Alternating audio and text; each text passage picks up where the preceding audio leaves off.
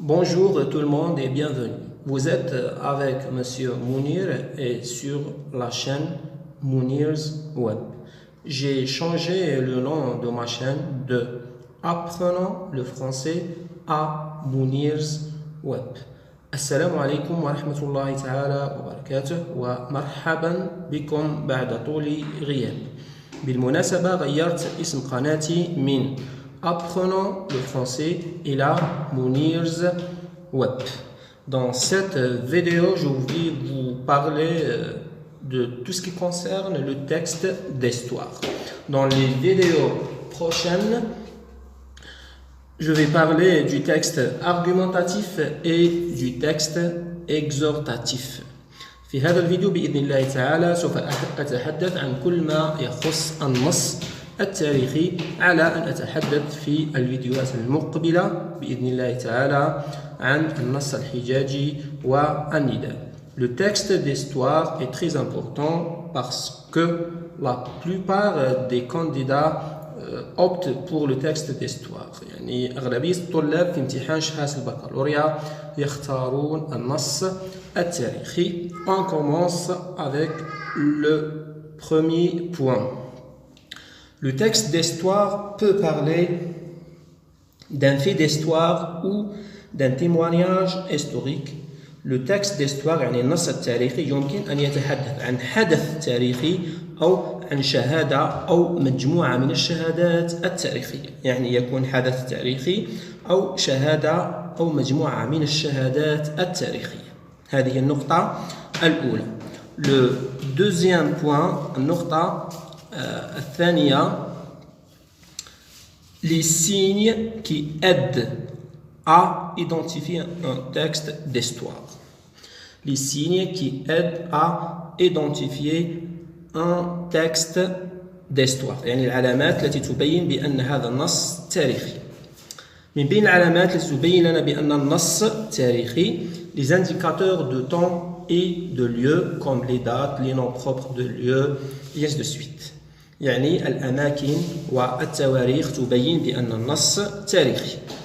La deuxième des choses, الأمر الثاني, dans un texte d'histoire, on trouve des personnages historiques connus. يعني نجد مجموعة من الشخصيات التاريخية المعروفة.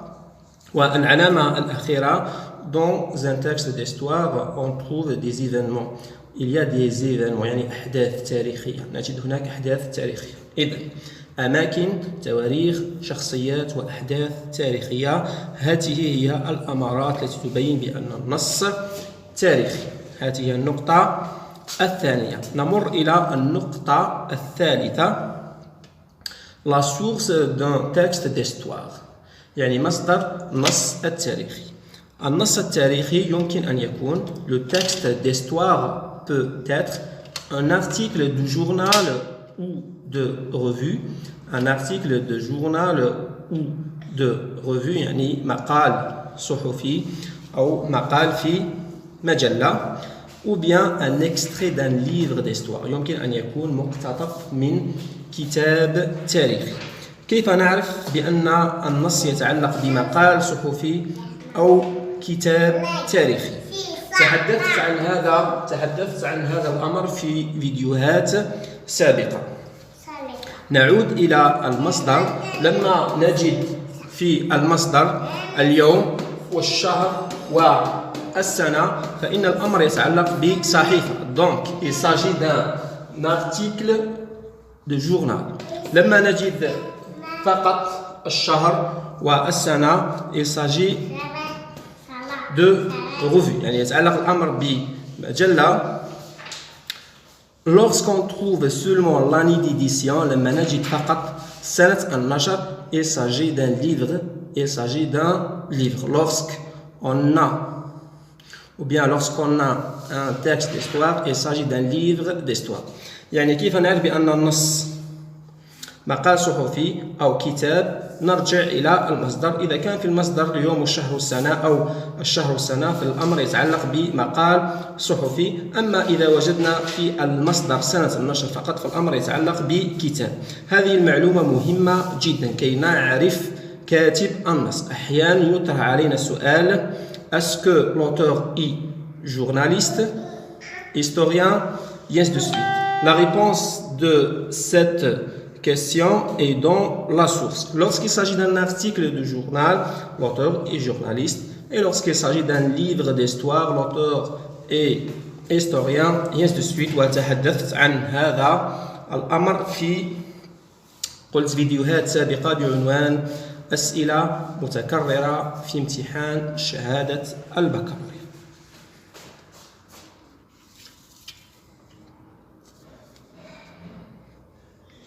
نمر إلى النقطة الرابعة. Les temps employés dans un texte d'histoire. Quels sont les temps qu'on emploie dans un texte d'histoire? Dans un texte d'histoire, on trouve les temps du passé comme l'imparfait, le passé simple. Je répète, dans un texte d'histoire, on peut trouver les temps du passé comme le passé simple, l'imparfait de l'indicatif, et ainsi de suite. يعني في نص تاريخي يمكن أن نجد أزمنة الماضي والأمر عادي جدا. Lorsqu'on trouve des temps du passé, on ne demande pas la justification de l'emploi de ces temps. يعني لما تكون الأزمنة المستعملة هي أزمنة ماضية لا يطلب منا تبرير استعمال هذه الأزمنة. لماذا؟ لأن الكاتب عبر عن أحداث ماضية بأزمنة ماضية. الأمر الثاني, dans un texte d'histoire, l'auteur peut employer le présent de l'indicatif.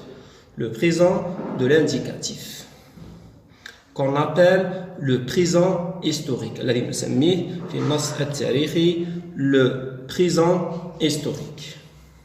Dans ce cas, on nous demande pourquoi on emploie ce temps-là.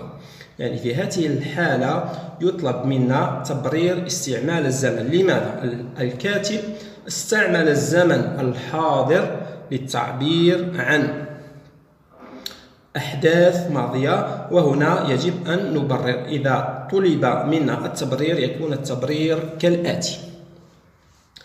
L'auteur emploie dans le texte le présent de l'indicatif ou bien le présent historique pour faire revivre les événements au lecteur. يعني الكاتب استعمل الزمن الحاضر لإعادة أو لإحياء الأحداث للقارئ أو لجعل القارئ يعيش هذه الأحداث من جديد. هذا هو التبرير. النقطة الخامسة, c'est la présence de l'auteur dans le texte. يعني حضور الكاتب في النص. Est-ce que l'auteur est présent ou absent dans un texte d'histoire? هل الكاتب حاضر أم غائب في نص تاريخي؟ الإجابة تكون كالآتي. L'auteur peut être présent comme il peut être absent dans un texte d'histoire. يعني الكاتب يمكن أن يكون حاضر كما يمكن أن يكون غائب في نص تاريخي. Lorsque l'auteur est présent, le texte est subjectif. Le texte est subjectif. يعني لما يكون الكاتب حاضر يكون النص ذاتي. Lorsque l'auteur est absent, le texte est objectif. النص يكون موضوعي. الكاتب حاضر النص ذاتي، الكاتب غائب النص موضوعي. L'auteur peut être présent, le texte est subjectif lorsque la première personne et les modalisateurs sont présents dans le texte. لما نجد ضمير المتكلم et les modalisateurs يعني كلمات تعبر عن ذاتية الكاتب. لما نجد هذه العلامات فالأمر يدل على أن الكاتب حاضر في النص. يعني la première personne هو ضمير المتكلم. لما يكون ضمير المتكلم je, nous, mon et ainsi de suite حاضر في النص الكاتب حاضر. لما يكون ضمير المتكلم غائب فالكاتب غائب في النص. هناك علامات أخرى تدل على ذاتية الكاتب مثل الصفات إيجابية صفات سلبية. لما نجد في النص صفات إيجابية صفات سلبية فالكاتب حاضر.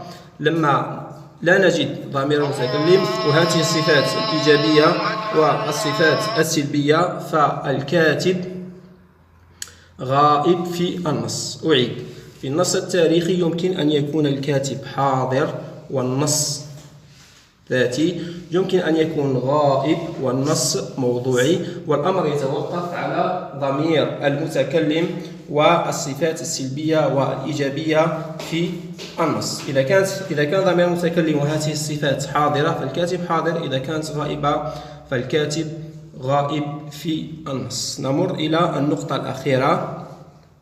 Le dernier point, c'est la visée communicative.